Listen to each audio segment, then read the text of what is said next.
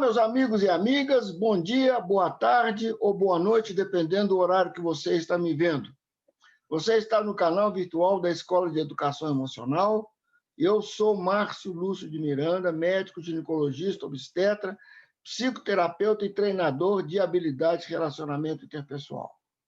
Essa é a nossa videoaula do nosso 33º encontro do treinamento de habilidades de relacionamento interpessoal. Vamos enfocar hoje o passo do refletir o sentimento, que está localizado no terceiro módulo do nosso treinamento, que é o abrindo as portas da comunicação. Fizemos no último encontro refletir o conteúdo, e hoje vamos subir mais um degrau, refletir o sentimento. Então, vamos compartilhar nossa tela e vamos para a nossa videoaula.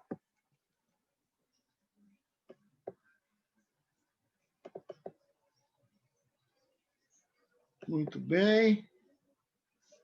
Então, aqui estamos. Essa é a Escola Virtual de Educação Emocional, no nosso programa de treinamento de habilidade de relacionamento interpessoal, que está todo sendo feito no YouTube, no canal da Escola Virtual de Educação Emocional. Muito bem. Então, estamos aí. O primeiro módulo que nós trabalhamos com ele foi o Criando Raiz, e a palavra-chave era conviver. Vocês estão bem lembrados. O segundo módulo foi abrir as portas da percepção, e a palavra-chave foi sintonizar. E agora nós estamos no terceiro módulo, que é abrindo as portas da comunicação. Ainda temos 2 módulos para trabalhar com eles. O abrindo as portas da compreensão e o último, o abrindo as portas da ação. O abrindo as portas da compreensão, da comunicação, a palavra-chave é, vamos ver a palavra-chave do abrindo as portas da comunicação. Refletir. E aí fizemos o primeiro degrau, refletir o conteúdo, estamos agora no segundo degrau, que é o refletir o sentimento. Vocês estão lembrados que eu dizia para vocês que para refletir o conteúdo nós precisamos de usar esse formato aqui. Você está me dizendo e uma interrogação no final, né? Até que a gente se familiarize e entre em intimidade com essa habilidade. No momento que nós estivermos em profunda intimidade com essa habilidade, talvez a gente não precise de usar mais esse formato. Esse formato, ele é como se fosse a pauta do caderno quando a gente começa a aprender a escrever, né? Então, ele nos dá a direção e a segurança para a gente atingir o objetivo. E no refletir o sentimento, a mesma coisa. A nossa pauta do nosso caderno é: você se sente? Interrogado, né? São essas 2 chaves que nos ajudam a dominar essa habilidade. Então, vamos à frente. O que é? É ser capaz de perceber o que o ajudado está sentindo a cada momento e comunicar a ele a nossa percepção. Para que nós fazemos isso? Se reflita o sentimento do ajudado, ele vai se sentir compreendido de modo a entrar em contato consigo mesmo. Vocês prestam bem atenção que nós já estamos usando a terminologia de ajudador e ajudado. No último encontro, a gente falou a respeito disso, né? Toda vez que eu escuto uma pessoa de maneira adequada, de maneira efetiva, querendo, formal ou informalmente, eu o ajudo a ter clareza do que ele está vivendo, do que ele está pensando. E quando eu reflito o sentimento, eu o ajudo a perceber o que ele está sentindo diante daquilo que ele está dizendo. Muito bem, vamos para o como, né? Vocês estão lembrados também que, em toda habilidade, nós precisamos de trabalhar com essas 3 tópicos. O que é, para que e como. Então, vamos para o como. identificando a categoria do sentimento, identificando a intensidade do sentimento, escolhendo a palavra de sentimento e refletindo usando o formato. Você se sente e sempre com uma interrogação. Né? Como é que nós vamos identificar a categoria de sentimento? Nós vamos, daqui a pouco, dar detalhes a respeito disso. Né? Mas o passo é esse: identificar a categoria de sentimento, identificar a intensidade do sentimento, escolher a palavra que corresponde àquilo que a gente está percebendo e refletir usando o formato que você se sente. Por que a interrogação? A interrogação é sempre uma saída honrosa para o ajudado. Isso significa que a gente não está afirmando nada, apenas está indagando ele se diante do que ele está falando, se o sentimento é aquele que a gente está devolvendo para ele. E também é um sinal de respeito pelo ajudado. Né? Isso possibilita o ajudado a aceitar o sentimento que nós estamos aferindo através do corpo dele, ou então negar com tranquilidade. Quando eu reflito o sentimento? Essa é uma pergunta muito interessante. Eu sempre reflito o sentimento? Não. Então, quando eu reflito o sentimento? O sentimento é o que há de mais íntimo em cada pessoa.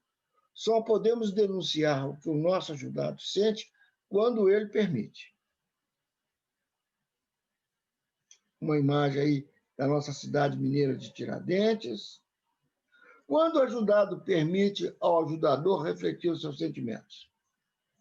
Após o ajudador ter sido testado quanto à sua capacidade de aceitar, de manter sigilo e de ser coerente com o que fala e o que faz. Isso significa, quando o ajudador for testado quanto à sua credibilidade. E após, no mínimo, 7 reflexões de conteúdos efetivos. Nós vamos ver mais para frente por que 7. Né? Por que esse número 7? Quais são os efeitos da resposta de sentimento sobre o ajudado? Aproxima o ajudado da sua própria experiência. Faz com que ele entre em intimidade consigo mesmo. E confronta o seu sistema de crença. O A é o acontecimento, o B é o sistema de crença, e o C é a consequência, e a consequência é sempre uma ação. Essa teoria do ABC é a teoria de Albert Ellis, um psicólogo americano, que desenvolveu uma terapia comportamental baseado nessa equação. A mais B é igual a C. Acontecimento mais sistema de crença é igual a consequência é sempre uma ação. Muito bem. Então, lá, A, acontecimento, B, sistema de crença, C, consequência. Essa terapia do Albert Ellis era chamada terapia racional emotiva. Por quê? Porque focava tanto a razão, né, quanto o sentimento. E nós vamos ver como que isso acontece aqui nesse nosso treinamento. Então, o nosso sistema de crença, que a gente já vem chamando de caixa preta, né? Caixa preta por quê? Porque é inviolável. Só conseguimos abrir a caixa preta se a gente tiver a senha correta, né? Ou a chave adequada. Muito bem, essa caixa preta, ela é o nosso sistema de crença, e ela é formada através das ideias irracionais, das ideias racionais, da nossa aprendizagem durante a vida, dos valores culturais e também dos valores familiares. Então, vamos ver o que é cada uma dessas. Ideias irracionais. Por que irracionais?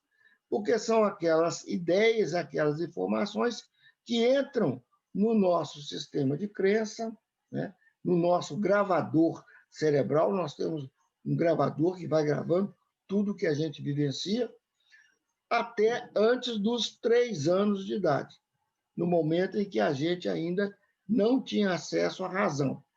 Nessa fase, né, tudo aquilo que a gente viu, tudo aquilo que a gente percebeu, vai direto para o nosso inconsciente. O nosso sistema de crença, ele está lá no nosso inconsciente, né? Parte dele no consciente, parte dele no inconsciente. Por exemplo, as ideias racionais, elas fazem parte do compartimento consciente, mas as ideias irracionais, que entraram até os 3 anos, elas fazem parte do nosso sistema de crença localizado no inconsciente. A aprendizagem é que vai durante os anos todos da nossa existência. Os valores culturais são os valores que a sociedade nos passa, e os valores familiares foi aquilo que nós vivemos no seio da nossa família, né? Mais para frente eu vou contar uma história para vocês de valores familiares. Muito bem, vamos à frente.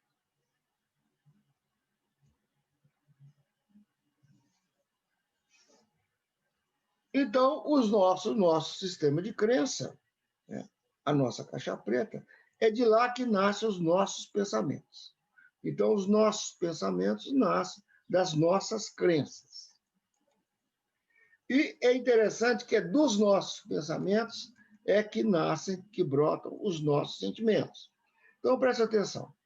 Sistema de crença gera pensamento, pensamento gera sentimento. E sentimento gera a ação, né? Então, olha, percebam bem, a ação é fruto do nosso sistema de crença. Se a gente quer mudar as nossas ações, precisamos, de alguma forma, mudar o nosso sistema de crença. Temos que fazer esse caminho para trás, assim, ó, para conseguir entrar no sistema de crença. Temos que identificar o nosso sentimento, procurar qual o pensamento que dá aquele sentimento, e aí, então, entrar no sistema de crença para verificar se essa crença que nós temos, ela é uma crença racional ou irracional. Se ela se aplica à situação atual ou se ela é uma crença que já é antiga e que não aplica mais o nosso sistema de vida, a nossa atualidade, né? Muito bem. Então, se a gente começar a pensar, presta bem atenção, é o sistema de crença que determina a nossa ação, né? O sistema de crença determina os nossos pensamentos, os pensamentos determinam o sentimento, e o sentimento a nossa ação. Então, olha, a importância de você identificar os sentimentos, porque as nossas ações vão sair do sentimento, né? Então, esse passo que nós estamos hoje estudando, estamos aprendendo essa habilidade, ela é extremamente importante. Olha, os sentimentos são, às vezes, camuflados, são difíceis de ser identificados. A própria pessoa não percebe o que ela está sentindo na maioria das vezes. Os pensamentos, não, né? Mas através desse elemento aqui, sentimento, pensamento, é que nós conseguimos entrar no sistema de crença, na nossa caixa preta, né? E aí, a gente mudando aqui, vamos mudar as nossas ações, né? E como é que a gente entra no nosso sistema de crença, né? Perguntando, ó, por que esse fato gera sentimentos em mim dessa intensidade ou esse tipo de sentimento? Quais são os pensamentos que o fato em si faz com que eles apareçam para que os sentimentos surjam e para que a minha ação aconteça, né? Então, nós vamos trabalhar aqui, ó, nesse nível, né? O conteúdo que nós trabalhamos no último encontro está ligado aos pensamentos, né? Quando nós refletimos o conteúdo é puramente pensamento. Vamos à frente. Olha, aí dizendo exatamente como que a gente faz para entrar na caixa preta.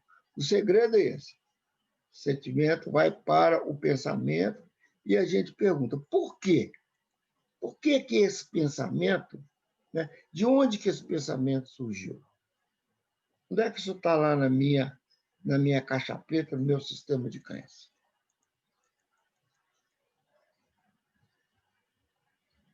Então, esse é o movimento, né? E para cá e daqui entra na caixa preta. Como preparar o ajudador para identificar os sentimentos dos seus ajudados? Essa é uma pergunta-chave, né? Criando um dicionário de sentimentos, né? Então, agora a gente precisa de conversar um pouco sobre sentimentos, né? Como a nossa sociedade não privilegia a percepção dos sentimentos, por quê? Porque a pessoa que sente age, e normalmente a sociedade não tem muito interesse que a gente seja proativo, mas que a gente mais siga o que já as ordens e as determinações e as direções que já são dadas para a gente pela a classe que está no comando, né, que está no domínio, tanto político como social e até religioso. Então, a gente não tem muita noção disso aqui, ó, dicionário de sentimento. E a gente fala que nós temos, né, apenas 5 tipos de sentimento. Não tem mais do que isso, né? São as categorias, né? Então, a gente tem a categoria de tristeza, de medo, de raiva, de alegria e de confusão. Vamos à frente para a gente ver. E aí, o que a gente acontece? Vamos pegar o primeiro, vamos voltar. Vamos pegar aqui um dos sentimentos básicos, né, que é o medo. Vamos trabalhar com ele. Então, isso aqui são as intensidades do sentimento. O medo é a categoria, e agora essas palavras elas vão indicar a intensidade do sentimento. É interessante que, dependendo da intensidade, o sentimento muda de nome. Por exemplo, temeroso é um sentimento de medo, mas um sentimento de medo de pequena intensidade. Vamos dizer assim, é um pequeno medo, mas em pânico é um medo muito maior. E espantado é maior do que temeroso, né? Então, a cada intensidade vai trocando o nome, os adjetivos que representam o sentimento. Olha aí, acuado, impotente. Olha o temeroso de volta aqui. Ele está aqui, mas ele voltou aqui, né?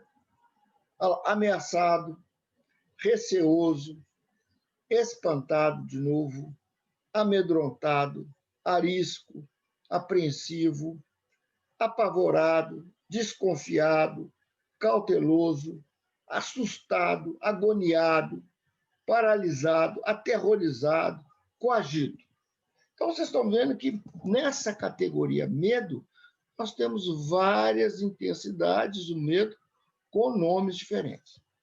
Como a gente não tem hábito de expressar os sentimentos, a gente às vezes não encontra palavras no dicionário da gente para expressar aquilo que a gente está sentindo. Portanto, é muito bom que a gente faça um dicionário de sentimentos para que a gente possa usá-los, tanto para nós, com uso interno, como para uso externo, tanto para nós como para os nossos ajudados. Então, vamos passar para outra categoria de sentimento e vamos ver as intensidades do sentimento e os respectivos adjetivos. Então, vamos para o medo. Aliás, o medo nós já falamos. Vamos para a raiva. Olha, aborrecido, irritado, irado. Nervoso, possesso, revoltado. Irônico, indignado, exasperado. Ensandecido, furioso, enlouquecido. Olha aí, uma palavra, um palavrão para poder representar o que a gente está sentindo. Nós falamos a respeito de palavrões. Quando a gente começou exatamente abrindo as portas da comunicação, a gente falou muito sobre o sentido das palavras, né? Que a palavra vem encharcada de significado, sentimento e sensação, né? Então, é a gente falando que o palavrão ele expressa o sentimento com muita intensidade, né? Então, emputecido, olha aqui, é uma palavra de sentimento que expressa o que a gente está vivendo quando a gente está muito irado. Zangado, ríspido, mal-humorado. Então, todos esses adjetivos eles fazem parte desse sentimento básico, dessa categoria que é a raiva. Vamos à tristeza. Abatido, acabrunhado, chateado, angustiado, melancólico, entristecido, impotente, frustrado, infeliz, magoado, mortificado, sufocado, deprimido, forçado, bodeado, arrasado, desiludido, decepcionado, ressentido, tristonho. Isso é da tristeza. Da alegria. Alegre, pleno, radiante, embevecido, maravilhado, contente, feliz, eufórico, satisfeito, excitado, felicíssimo, extasiado, realizado, iluminado, entusiasmado. E vocês percebem que existe muito mais adjetivos do que esse, né? E cada um vai fazendo o seu dicionário, vai lembrando de cada adjetivo e vai completando o seu dicionário. É bom que cada um de nós tenha o próprio dicionário, né? Para poder identificar o sentimento do nosso ajudado e o nosso também.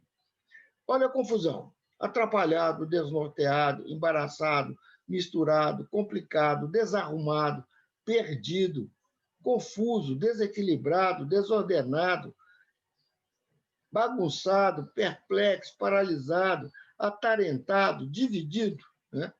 Então, isso tem a ver com o sentimento de confusão. E nós temos uma categoria que é a sem pai e sem mãe. O que significa isso? São aqueles sentimentos que podem estar em mais de uma categoria, né? Aflito pode estar no sentimento de medo, pode estar no sentimento de confusão, pode estar no sentimento de tristeza, né? Ansioso é a mesma coisa, se puder, inseguro, encantado, vulnerável, enfraquecido, indefeso, constante. Então, esses são palavras de sentimentos que podem entrar em mais de uma categoria. Por isso a gente fala que são os sentimentos sem pai e sem mãe.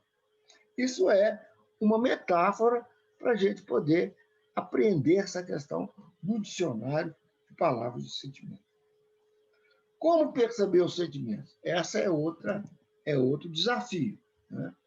Os sentimentos estão no corpo, no rosto, nos olhos, na boca, no rubor, na palidez, na sudorese, nas pupilas dilatadas ou então pupilas contraídas, fechadas, que em medicina a gente chama de miose, nas rugas do rosto, na expressão, mas pode estar também no tórax, na respiração.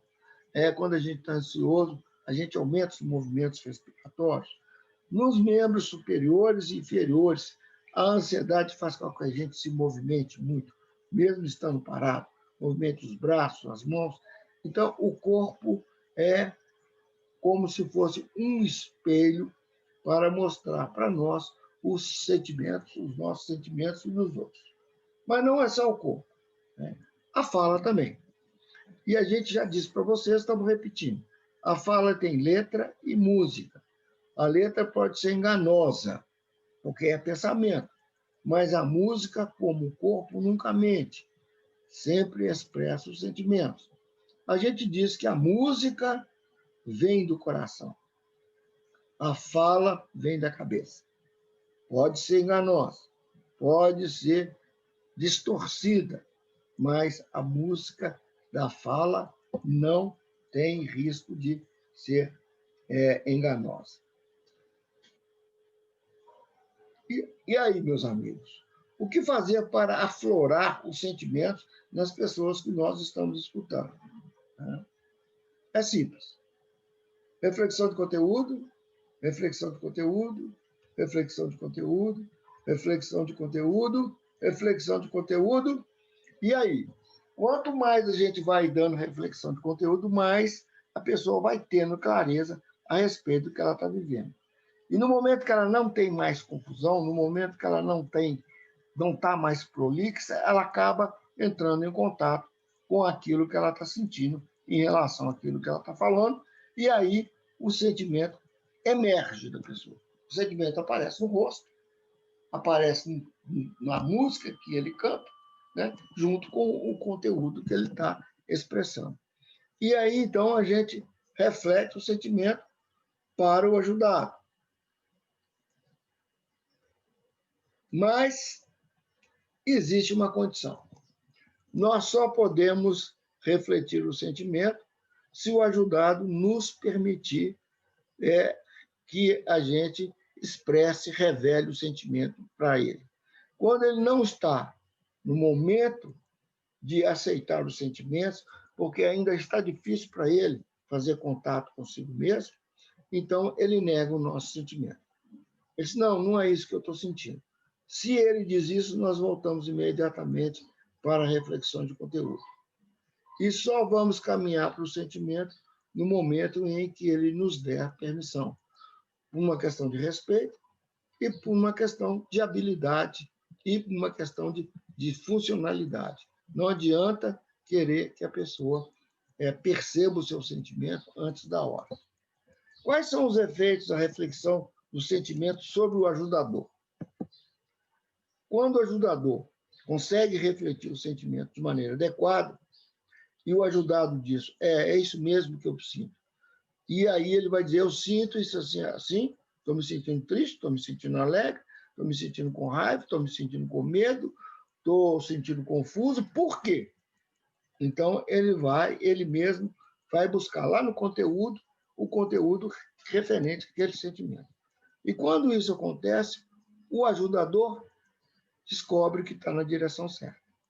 E aí ele adquire segurança para continuar nesse caminho, né? E tranquilidade, sem tremo. Isso aqui é a ortografia antiga, sem tremo. Tranquilidade para poder continuar o seu trabalho. Mais uma imagem da nossa belíssima cidade de Tiradentes. Quem não conhece está perdendo, eu preciso de conhecer essa cidade mineira histórica. E aí, reaprendendo a expressar os sentimentos, né? Por que reaprendendo?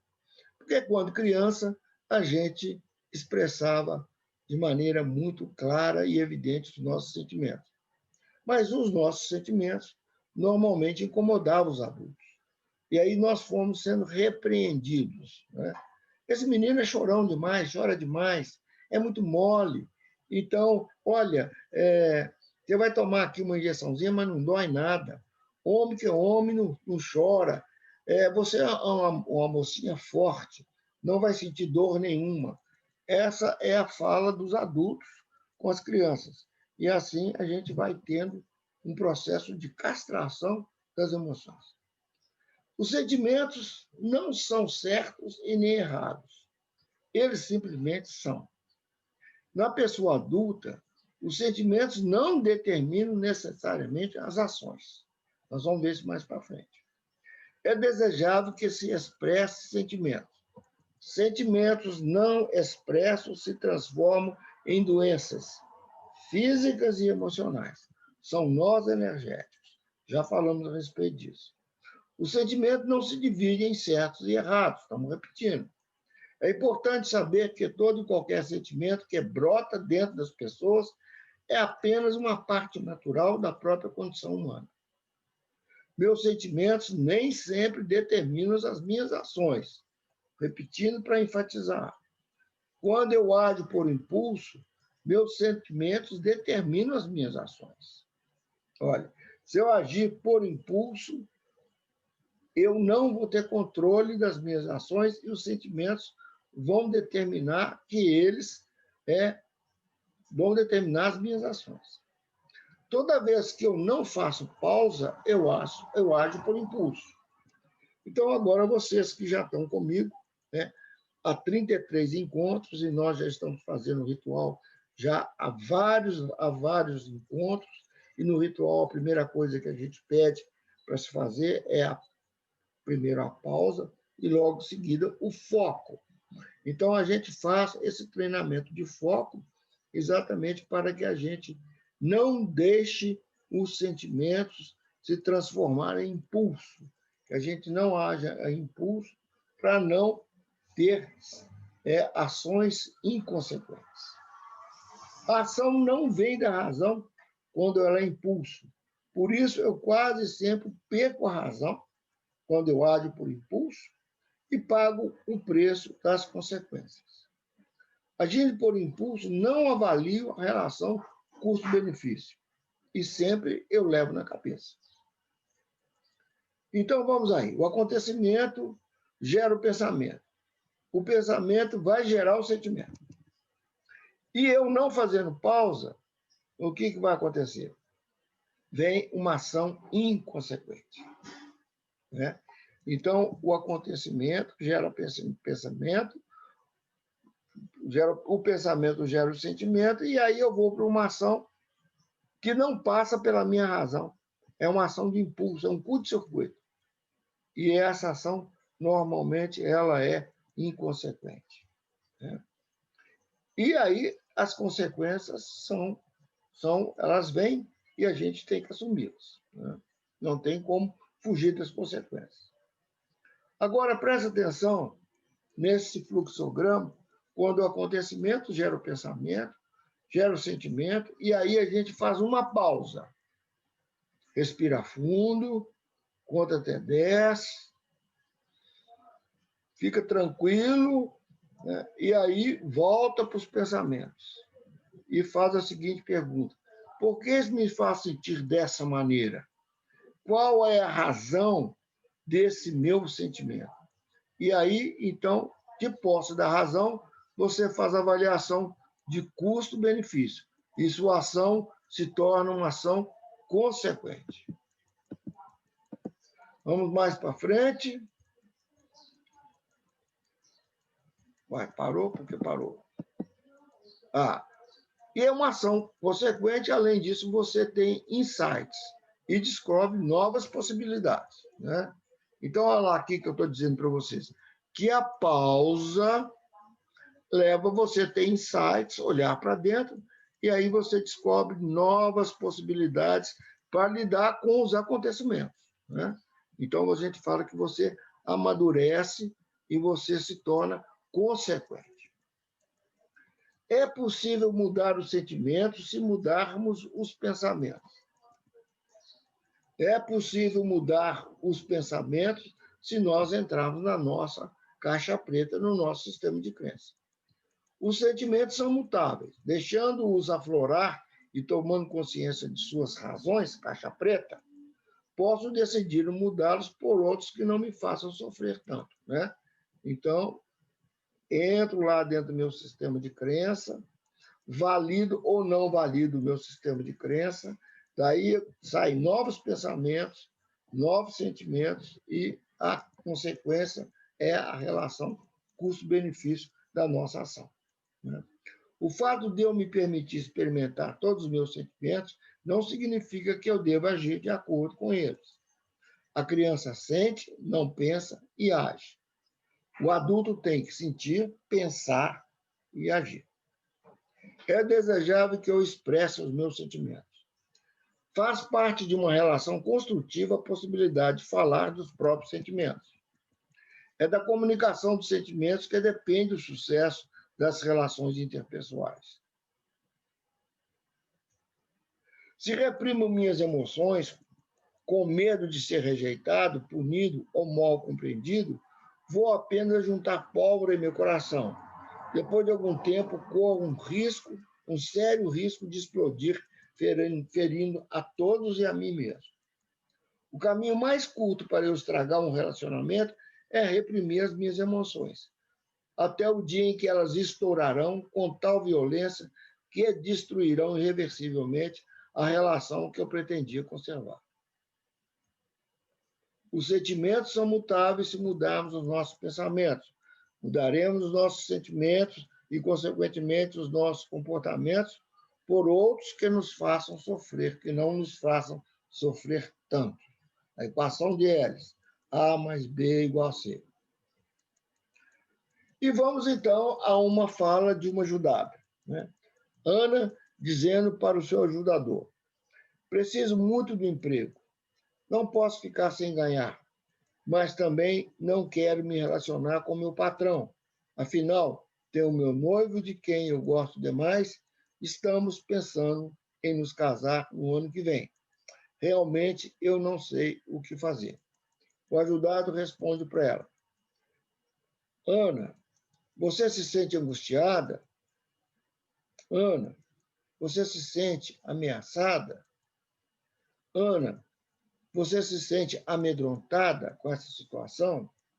Então, isso são reflexões de sentimento que a gente precisa de aprender a devolver para os nossos ajudados.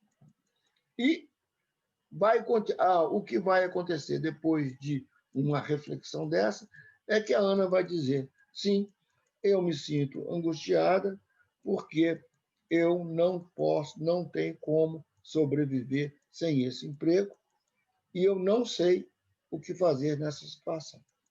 E assim por diante se desenvolve o processo e aí nós estamos em franco processo de ajuda.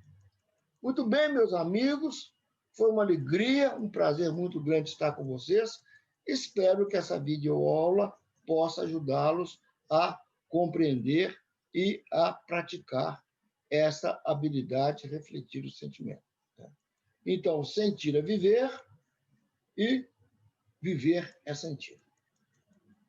Então, até o próximo encontro e vamos ver, ainda tem alguma coisa. Poder sentir é libertar-se. Aí, a liberdade do pássaro voando. Sentir é isso aí, é ser livre. Muito obrigado, um grande abraço para vocês. Vamos aqui descompartilhar o nosso vídeo e receba o meu abraço e até a próxima semana, se Deus quiser. Um grande abraço.